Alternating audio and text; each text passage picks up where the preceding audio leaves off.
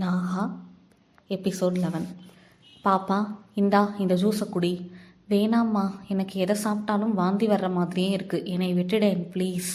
வெளிரி போன முகத்தோடு இருந்த சங்கவையின் அருகில் அமர்ந்த அகிலா அவள் தோளில் கை வைத்தார்.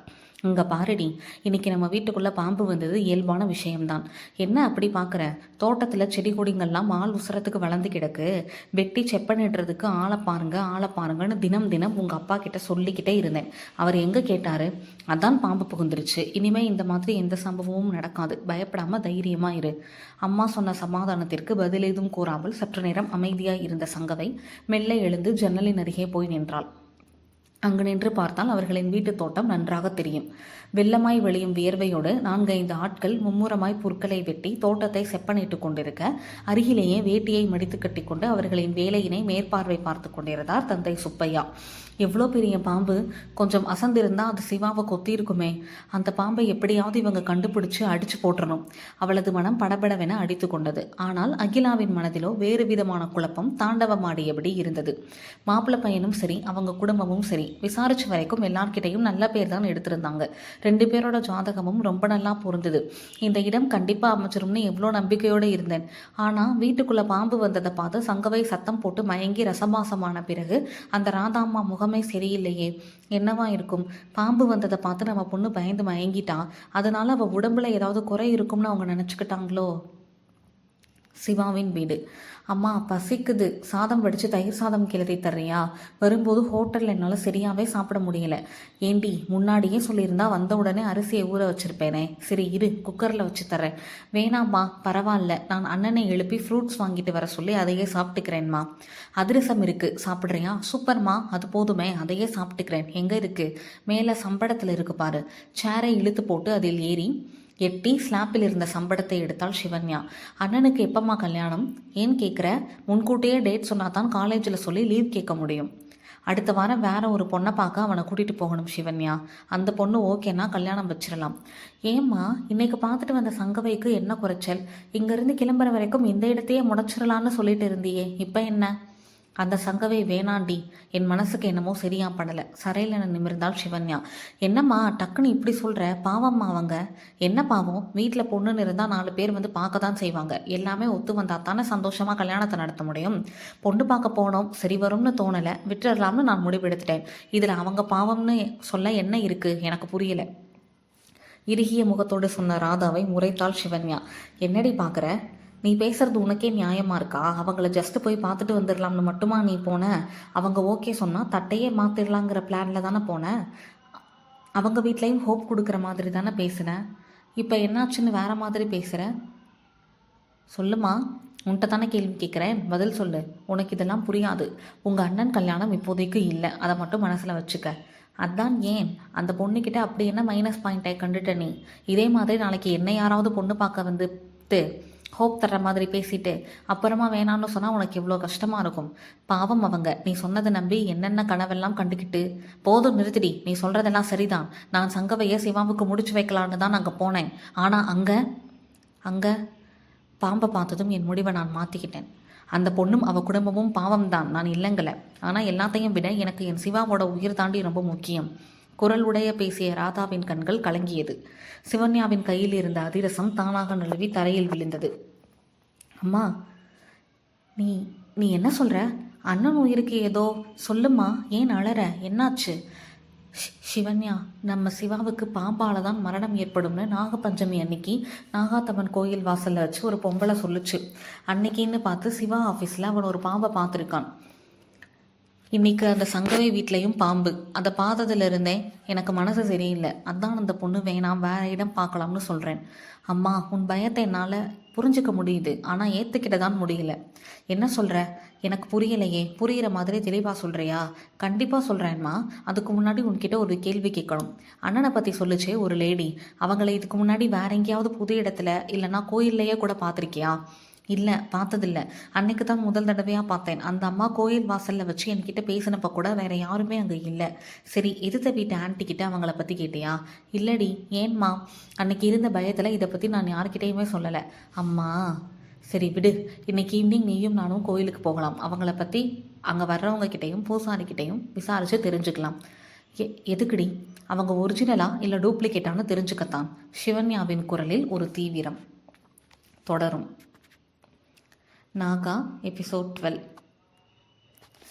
படுக்கையில் கிடக்கும் தந்தை லொக்கு லொக்கென இரும வீட்டு வாசல் புறமாய் விளையாடி கொண்டிருந்த குழந்தைகளை ரசித்து கொண்டே அரிசி புடைத்து கொண்டிருந்த நாகவல்லி முரத்தை அப்படியே வைத்துவிட்டு எழுந்தாள். கட்டிலின் அருகே போய் நின்றாள்.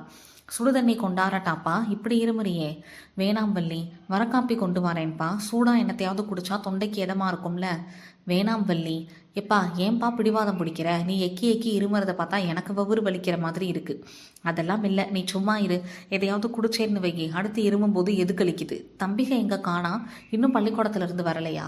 இல்லைப்பாய், அவைக வர்றதுக்கு இன்னும் 1/2 மணி நேரம் இருக்கு. சரி நீ தூங்கு, நான் போய் அரிசியை புடைக்கிறேன். இருவள்ளி, ஒரு நிமிஷம் இப்படி வந்து என் பக்கத்தில் உட்காரு. உன்கிட்ட முக்கியமான ஒன்று பேசணும். முக்கியமானதா? அப்படி என்னப்பா பேச போற? மோடாவை கட்டிலின் அருகில் இழுத்து போட்டு அதில் அமர்ந்தாள் நாகவல்லி. சொல்லுப்பாய். தாயி, உன்னோட மூத்த தம்பிக்கு 10 வயசு ஆகுது. அடுத்த வருஷத்தோட நம்ம ஊர் பள்ளிக்கூட படிப்பை முடிச்சு போடுவான். ஆமாம், நானே அதை பற்றி உன்கிட்ட சொல்லணும்னு இருந்தேன்ப்பா. நம்ம மூக்கையா மாமா இருக்காகல்ல, அவங்க மகன் குட்டிராசா டவுனு பள்ளிக்கூடத்தில் போய் படிக்கிறேனாம்.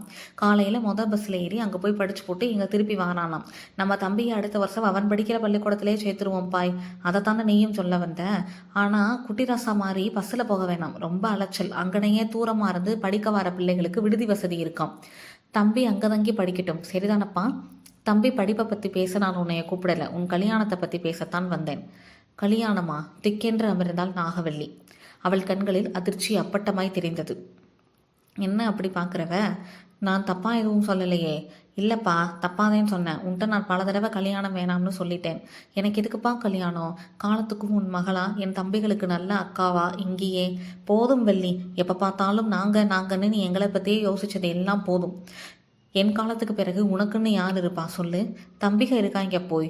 அவங்க என்னை அவங்க கூடவே வச்சு நல்லபடியாக கவனிச்சுக்கிடுவானுங்க. இப்போ உனக்கு உடம்பு சரியில்லைங்கிற ஒரே ஒரு காரணத்துக்காகத்தான் உன்னைய சும்மா விட்டுட்டு போகிறேன்.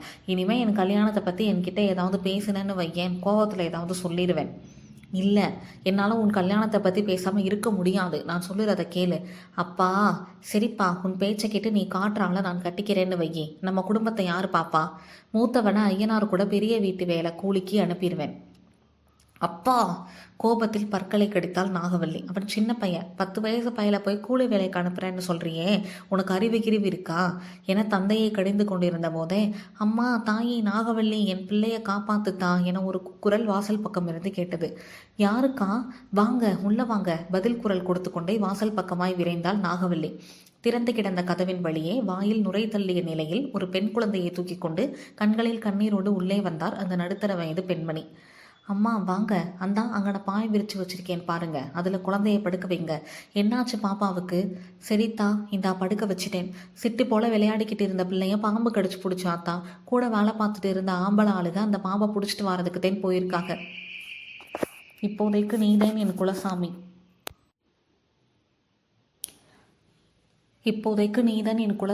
என் பிள்ளை உசுர நீதான் காப்பாற்றி கொடுக்கணும் தாயி. பாம்பா? நாகவல்லியின் குடல் லேசாய் நடுங்கியது. என்ன இது சோதனை? பாம்பு கடிக்கு என்னால் எப்படி வைத்தியம் பார்க்க முடியும்? என்ன தாயே யோசிக்கிற? என்ன ஜாதி பாம்புன்னு யோசிக்கிறியா? பெரிய கட்டுவிரியனா மாத்தா? இல்லை, இதுவரைக்கும் எங்கள் ஊரில் யாரையுமே பாம்பு கடிச்சதில்லை. அதனால் பாம்பு கடிக்கு நான் பாடம் போட்டால் சரியாகுமான்னு தெரியல. சற்றே தயங்கினாள் நாகவல்லி.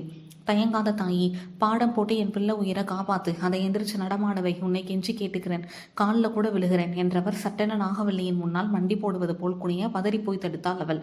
அம்மா, என்ன செய்றீங்க? நீங்கள் என் அம்மா வயசு. சரி, நான் பாடம் போடுறேன். நீங்கள் கொஞ்ச நேரம் வெளிப்பக்கத்தின் நிலையில இருங்க. சரிதா, உன்னை நம்பிதான் என் பிள்ளையை நான் விட்டுட்டு போறேன்.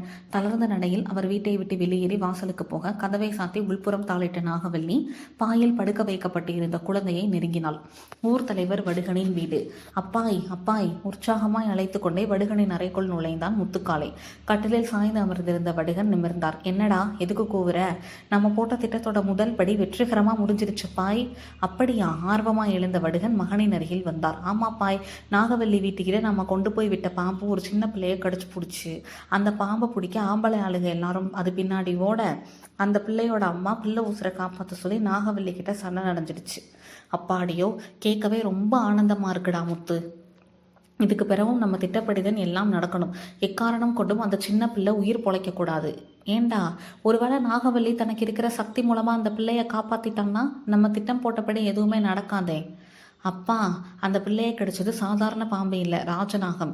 அந்த வீரியமான விஷத்தை தாங்குற சக்தி அந்த பிள்ளை வயசுக்கு இல்லை. அது மட்டும் இல்லை, அந்த இடத்துல வேலை செஞ்சுக்கிட்டு இருக்கிற ஆளுகளில் 5 பேர் நம்ம பயலுக. அவங்க கடிச்சது கட்டு விரியன்னு அந்த அம்மா கிட்ட சொல்லி வச்சுருக்காங்க. அப்போ அதுக்கு ஏற்ற மாதிரி தானே அவள் மந்திரிப்பா. அவள் மந்திரிச்சு பாப்பா, பிள்ளைக்கு விஷம் இறங்காது. என்ன இது நம்ம மந்திரம் வேலை செய்யலையோன்னு அவள் யோசிச்சுக்கிட்டு இருக்கும்போதே விஷம் தலைக்கு ஏறிடும். நீ தைரியமாக இரு, அது பொழைக்கவே பொழைக்காது. மேற்கொண்டு நடக்க வேண்டிய விஷயம் எல்லாம் தன்னால் நடக்கும். போ, நம்ம ஆளுக தயாராக இருக்காங்க. கிளிப்பிள்ளைக்கு சொல்கிற மாதிரி அடுத்து என்ன செய்யணும்னு அவனுங்களுக்கு தெளிவாக சொல்லி கொடுத்துருக்கேன். ஒரு வாரமாக யோசித்து போட்ட திட்டம் பிசிறி இல்லாமல் நடந்து முடியும். அந்த நாகவல்லி கொட்டமும் அடங்கும். முத்துக்காளையின் கண்கள் அவனுக்குள் இருந்த குரோத உணர்வால் சிவந்தன. தொடரும்.